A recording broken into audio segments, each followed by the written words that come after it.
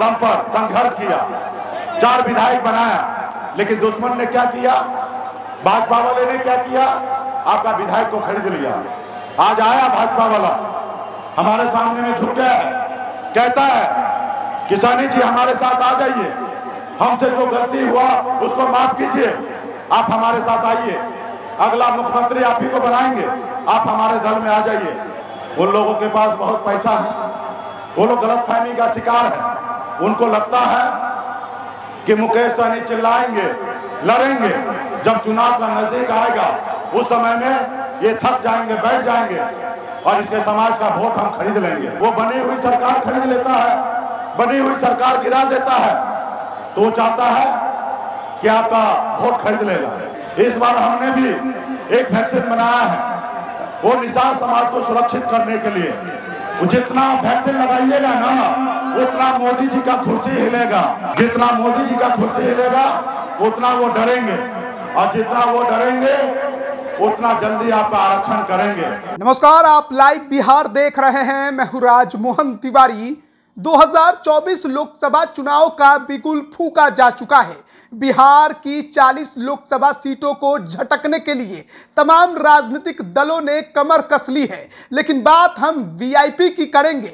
विकासशील इंसान पार्टी के सुप्रीमो मुकेश सहनी अभी भी निषाद आरक्षण संकल्प यात्रा पर निकले हुए हैं। बिहार, यूपी और झारखंड में घूम घूम कर अपने लोगों को जगा रहे हैं, तो विरोधियों पर निशाना भी खूब साध रहे हैं। बीते दिन मुकेश सहनी का कारवां, उनका काफिला, उनका रथ सीतामढ़ी पहुंचा। सीतामढ़ी के रूनी सैदपुर में देखिए मुकेश सहनी जब पहुंचे तो कैसा माहौल था, किस प्रकार से भीड़ उमड़ी हुई थी उनको सुनने के लिए। मुकेश सहनी ने सीतामढ़ी के रूनी सैदपुर में जनसभा को संबोधित करते हुए बड़ी बात कह दी है। उन्होंने साफ तौर पर कहा कि बीजेपी वाले उनको बुला रहे हैं और 25 में मुख्यमंत्री बनाने का बात भी कह रहे हैं। और भी क्या कुछ मुकेश सहनी ने इस दौरान कहा है वो पहले आप सुनिए। नहीं पहचाना तो आप देखिए कहा है।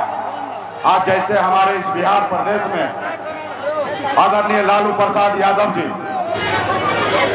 जैसे हमारे मुलायम सिंह यादव जी, मायावती जी, रामविलास पासवान जी, लालू प्रसाद यादव जी, ये लोग कोई अमीर घर में जन्म नहीं लिए, ये लोग भी गरीब घर में ही जन्म लिए, लेकिन उन्होंने संघर्ष किया, अपने वोट को, शक्ति को पहचाना, वोट को, ताकत को समझा।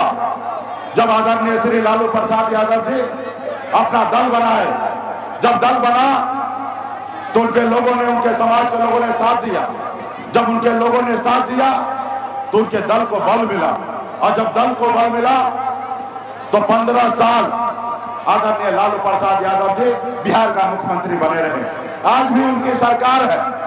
उसी तरीके से उत्तर प्रदेश में एक दलित की बेटी अपने वोट के दम पर 4-4 बार वहां पे मुख्यमंत्री बने। हमारे मुलायम सिंह यादव जी, स्वर्गीय रामविलास पासवान जी, इन लोगों ने अपने समाज के लिए बहुत कुछ किए, अपने नाम को रोशन किए, अपने समाज को आगे पहुंचाए। ये कोई अमीर घर में जन्म नहीं लिए थे, ये भी गरीब घर में ही जन्म लिए, लेकिन संघर्ष किया, लड़ाई लड़े, उनके लोगों ने उनको साथ दिया, तब जाके देश में बदलाव आया है साथियों। इसलिए साथियों, आपके पास जो शक्ति है वोट गिराने का, वो शक्ति से आप भी बदलाव ला सकते हैं। जैसे लालू प्रसाद जी लाए वैसे आप भी ला सकते हैं। सिर्फ जरूरी है अपने वोट के साथ मजबूती से खड़ा रहना। साथियों, आज हम जो लड़ाई लड़ रहे हैं, निषाद समाज को आरक्षण मिले। काश अगर हमारे समाज में भी 30-40 साल, 50 साल पहले निषाद समाज में भी वीर योद्धा लालू प्रसाद यादव जी जैसे बेटा जन्म लेते तो समाज के लिए लड़ाई लड़ते और आरक्षण दिला देते।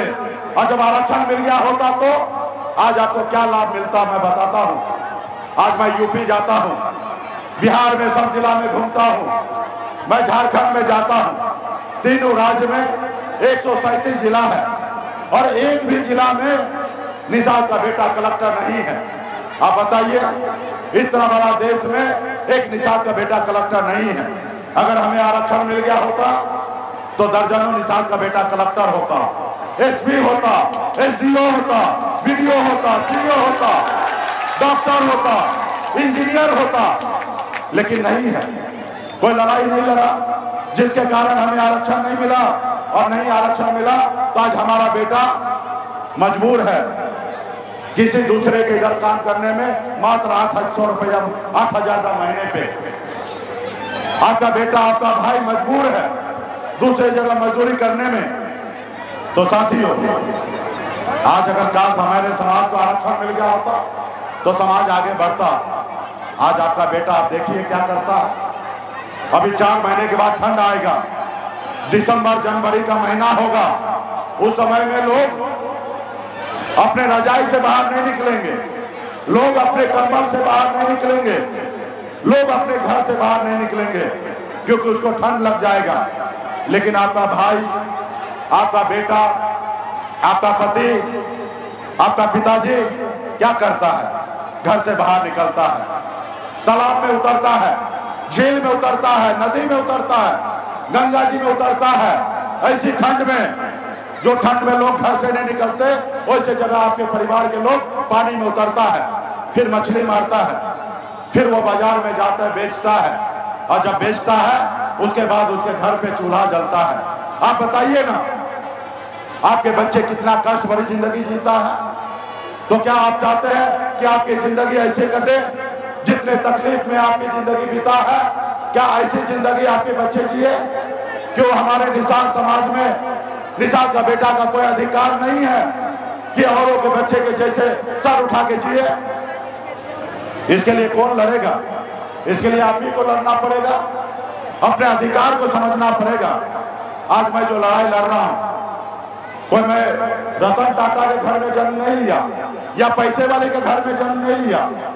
मैं भी एक साधारण गरीब परिवार में जन्म लिया, जहां हजारों समस्या था, वहीं पे मेरा जन्म हुआ। पिताजी मछली मारते थे, दादाजी मछली मारते थे। ऐसे गरीब घर में जन्म हुआ जहां अगर 4 दिन अगर मछली ना मारा जाए तो 5वां दिन घर में खाना नहीं बन सकता था। ऐसे परिवार में मेरा जन्म हुआ, लेकिन मैंने संघर्ष किया, लड़ाई लड़ा। 18 साल की उम्र में, जिस उम्र में बच्चे को अपने माँ बाप, अपने भाई बहन, अपने गांव में, अपने घर में रहना होता है, उस उम्र में मैंने गांव को छोड़ा, अपने परिवार को छोड़ा, अपने माता पिता को छोड़कर 2000 किलोमीटर दूर बंबई जैसे शहर चला गया। वहां मेहनत किया, मजदूरी किया।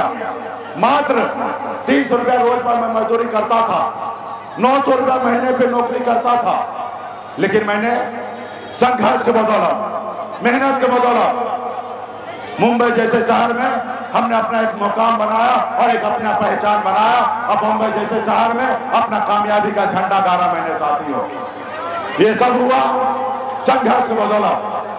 माँ बाप ने कुछ पढ़ाया लिखाया, वही पढ़ाई लिखाई बॉम्बे जैसे शहर में काम आया, और वहां पे बेहतर जिंदगी जी रहा था, ऐश और आपकी जिंदगी जी रहा था। मैंने देखा कि लोग चांद पे घर बनाने के लिए सोचने लगा है, लेकिन हमारे लोगों के लिए इस धरती पे रहने के लिए घर नहीं है, उनके घर पे जाने के लिए रास्ता नहीं है। उसके बाद मैंने बम्बई के ऐशो आराम जिंदगी को छोड़कर आपके हक अधिकार के लिए मैं बिहार लौट के आ गया। आज बिहार में आपके हक अधिकार के लिए हम लड़ाई लड़ रहे हैं साथियों, हम लड़ाई लड़ रहे हैं। तो इसलिए साथियों, आप अगर संघर्ष करेंगे तो आपको भी कामयाबी हासिल हो सकता है। जैसे मुकेश सहनी जिस जगह पे पहुंचा है, उस जगह पे आप भी पहुंच सकते हैं। सिर्फ जरूरी है संघर्ष करने का साथियों, संघर्ष करने का। जो हमारा सुनेगा हम उनका सुनेंगे, जो हमारी नहीं सुनेगा हम उनका नहीं सुनेंगे। जो हमारा बच्चे का फिक्र करेगा, जो हमारे बच्चे का फिक्र करेगा हम उनकी फिक्र करेंगे, जो हमारे बच्चे का फिक्र नहीं करेगा हम उनका फिक्र नहीं करेंगे साथियों। ये मेरा नारा है साथियों। इसके लिए मजबूती से लड़ाई लड़ना पड़ेगा। जैसे आज आप तमाम हमारे युवा साथी, माता बहन, सभी सम्मानित गार्जियन ने आज आप पसीना बहा रहे हैं। इसी तरीके से समाज के हक अधिकार की जब भी बात हो तो अपनी शक्ति को दिखाइए, अपनी ताकत को दिखाइए, लोगों को बताइए कि हम किसी से कम नहीं है, हम किसी से पीछे नहीं है। हम अपने समाज के बच्चे का हक अधिकार के लिए हम लड़ाई लड़ेंगे साथियों, तब जाके ये समाज में बदलाव आएगा। आज आपके पास जो वोट गिराने का शक्ति है, ताकत है, इसमें बदलाव होगा। तो इसके लिए आपको लड़ाई लड़ना पड़ेगा। आज साथियों, आज देखिए आपका दुश्मन जो है कितना मजबूत है। आपने देखा कि निषाद का बेटा आजादी के पहली बार अपने दम पर संघर्ष किया, 4 विधायक बनाया, लेकिन दुश्मन ने क्या किया, भाजपा वाले ने क्या किया, आपका विधायक को खरीद लिया, आपको सरकार से बाहर कर दिया, जो सरकार आपने बनाया था। तो साथियों, वो हमसे उसको तकलीफ नहीं था, उनको आपसे तकलीफ था। वो नहीं चाहता है कि निषाद का बेटा अपने पैर पे खड़ा हो जाए। वो देखा कि मुकेश सहनी के नेतृत्व में निषाद समाज जाग चुका है और निषाद समाज सोया हुआ शेर है, इसको रोको। अगर नहीं रोकोगे तो लालू प्रसाद यादव जी जैसे ये अकेले अपने दम पर बिहार में सरकार बना लेगा और निषाद मल्ला का बेटा मुख्यमंत्री बन जाएगा। फिर किसको गुलाम बनाओगे? इस समाज को, निषाद समाज को गुलाम बनाना है तो पहले मुकेश सहनी को रोकना पड़ेगा, क्योंकि मुकेश सहनी इस समाज का आवाज बन चुका है, इस समाज का पहचान बन चुका है। इस समाज को गुलाम बनाना है तो इस समाज को, नेता को रोको। और वो षड्यंत्र के तहत हमारे विधायक को खरीद लिया, जिसके साथ लाखों निषाद का बेटा का सहयोग हो, आशीर्वाद हो माता पिता का, उसको दुनिया का कोई ताकत नहीं है कि झुका सकता है और गिरा सकता है। साथियों, आपने देखा हम लड़े, खड़ा हुए, आज आया भाजपा वाला हमारे सामने में झुक गया है, कहता है कि सहनी जी हमारे साथ आ जाइए, हमसे जो गलती हुआ उसको माफ कीजिए, आप हमारे साथ आइए, अगला मुख्यमंत्री आप ही को बनाएंगे, आप हमारे दल में आ जाइए।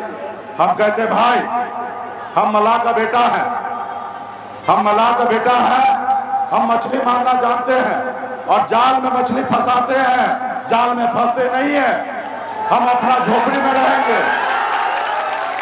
हम अपना झोपड़ी में रहेंगे, लेकिन झोपड़ी का बादशाह रहेंगे। तुम्हारे महलों में नहीं आना है मुझे, तुम्हारे महलों में आके हमें गुलामी नहीं करना है। अपने समाज के हक अधिकार के लिए हम लड़ाई लड़ेंगे साथियों। हमें नहीं बनना है मुख्यमंत्री, हम सिर्फ समाज के हक अधिकार दिलाना चाहते हैं, उनके चेहरे पे मुस्कान दिलाना चाहते हैं। आरक्षण अगर हो जाएगा तो यूपी, बिहार, झारखंड में 5 करोड़ निषाद परिवार के चेहरे पे मुस्कान आ सकता है साथियों, उनके घर पे खुशियां आ सकता है साथियों। इसके लिए हम लड़ाई लड़ रहे हैं। तो इसलिए साथियों, ये मेरी अकेले लड़ाई से नहीं होगा, आपको लड़ना पड़ेगा, अपने वोट को, शक्ति को पहचानना पड़ेगा। उन लोगों के पास बहुत पैसा है, वो लोग गलतफहमी का शिकार है, उनको लगता है कि मुकेश सहनी चिल्लाएंगे, लड़ेंगे, जब चुनाव का नजदीक आएगा उस समय में ये थक जाएंगे, बैठ जाएंगे और इसके समाज का वोट हम खरीद लेंगे, क्योंकि उसके पास पैसा है। वो बनी हुई सरकार खरीद लेता है, बनी हुई सरकार गिरा देता है, तो वो चाहता है कि आपका वोट खरीद लेगा और वो नहीं चाहता है कि निषाद का बेटा को आरक्षण हो। अब बताइए ना, ये देश एक ही है, संविधान एक है, फिर हमारे साथ अलग भेदभाव क्यों हो रहा है? ये तो देश का प्रधानमंत्री जी का काम है आरक्षण देना। तो इसलिए साथियों, हम लोग सर पे कफन बांध करके निकले हुए हैं अपने हक अधिकार आरक्षण दिलाने के लिए। इसके लिए आप सभी को लड़ाई लड़ना पड़ेगा। तो क्या आप लोग लड़ाई लड़ने के लिए तैयार हैं? आप लोग बांध पे भाई, चलिए, आप लोग अगर लड़ाई लड़ने के लिए तैयार हैं तो संकल्प लेना पड़ेगा। कोई भी लड़ाई को लड़ने के लिए और उस लड़ाई को जीतने के लिए मजबूती से संकल्प लेना पड़ता है, निश्चय करना पड़ता है कि हम लड़ाई लड़ेंगे और जीतेंगे, और इस लड़ाई लड़ने के लिए आपको संकल्प करना पड़ेगा। तो क्या आप लोग संकल्प लेने के लिए तैयार हैं? चलिए, बहुत बहुत धन्यवाद। इस बार जो हमने है ना, एक ऐसी दवा बनाया है, जैसे कोरोना काल में देश का डॉक्टर ने एक वैक्सीन बनाया था, वो वैक्सीन बना था देश के लोगों को सुरक्षित करने के लिए। इस बार हमने भी एक वैक्सीन बनाया है, वो निषाद समाज को सुरक्षित करने के लिए। जितना वैक्सीन लगाइएगा ना, उतना मोदी जी का कुर्सी हिलेगा, और जितना मोदी जी का कुर्सी हिलेगा जितना मोदी जी का कुर्सी हिलेगा उतना वो डरेंगे, और जितना वो डरेंगे उतना जल्दी आपका आरक्षण करेंगे। और जब आरक्षण होगा तो निषाद का बेटा भी कलेक्टर होगा, एसपी होगा, एसडीओ होगा, बीडीओ होगा, डॉक्टर होगा, इंजीनियर होगा। तो अभी आपने सुना विकासशील इंसान पार्टी के सुप्रीमो पूर्व मंत्री मुकेश सहनी को किस तरीके से निषादों को एकजुट करने की बात कर रहे हैं। आरक्षण कितना जरूरी है उनके समाज के लिए उसकी बात कर रहे हैं। वोट नहीं बेचना है, इसके लिए तमाम जो समर्थक कार्यकर्ता वहां पर उन्हें सुनने आए थे, जो भी लोग वहां पर उमड़े थे, उन्होंने फिर से संकल्प दिलवाया है। वहीं बीजेपी को लेकर भी बड़ी बात कह दी है। तो 2024 लोकसभा और आगामी विधानसभा चुनाव को लेकर मुकेश सहनी की यह यात्रा अपने आप में बेहद अहम और महत्वपूर्ण है। लेकिन मुकेश सहनी क्या करेंगे, किसके साथ जाएंगे, किसके साथ नहीं जाएंगे, अब भी केवल कयास लग रहे हैं। लेकिन फिलहाल मुकेश सहनी बिहार, यूपी और झारखंड में निषादों को जगाने की कोशिश में हैं और अपने लोगों को अपने पार्टी के साथ जोड़ने की कोशिश में लगे हुए हैं। कितने कामयाब हो पाएंगे ये तो वक्त बताएगा, लेकिन ये तो जरूर देखने को मिल रहा है कि मुकेश सहनी जहां भी जा रहे हैं माहौल पूरा बन जा रहा है। सभी लोग जो भी उनके समर्थक हैं, कार्यकर्ता हैं, उन्हें सुनने के लिए बड़ी तादाद में पहुंच रहे हैं। और तमाम तस्वीरें भी हमने आपको दिखाई जो कि सीतामढ़ी की थी। बने रहिए लाइव बिहार के साथ। आप सभी का बहुत बहुत धन्यवाद। लाइव बिहार यूट्यूब पर सब्सक्राइब और फेसबुक पर लाइक जरूर करें।